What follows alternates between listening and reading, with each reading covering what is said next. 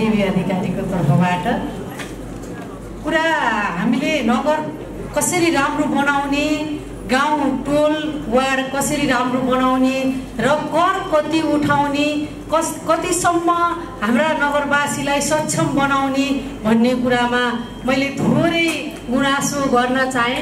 नगरसभा अध्यक्षज्यूले पक्कै पनि यसलाई चाहिँ मनन गर्नुहुन्छ र भन्ने आशा पनि राखेको छु। अहिलेसम्म गत वर्ष 3 वर्षसम्म हुँदै आएका कामहरू जनताकै हितका लागि हुँदै आएका छन् र अब 2 वर्ष पनि हुनेछन् भन्ने मेरो आशा पनि छ र राम्रा हुँदै गरेका कामलाई त जनताले पनि राम्रा भनिन्छ। अहिले यो हाम्रो बोर्डकै कुरा आइरहेको छ, गुनासो धेरै छन्।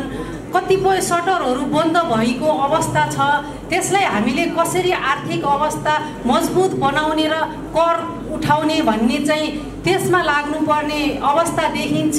यसलाई राम्रोसँग छानबिन गरेर जनताको पसलमा साना साना सटरहरू, बालबालिका सानो पुँजीले चलेको घरहरू तिनै पनि बन्द नहोस्, यसलाई चाहिँ ध्यानाकर्षण गर्न चाहे र यसलाई चाहिँ आजैको नगरसभाबाट चाहिँ बन्द होस् भन्दै मेरा भनाइ अन्त्य गर्छु। हस्, धन्यवाद।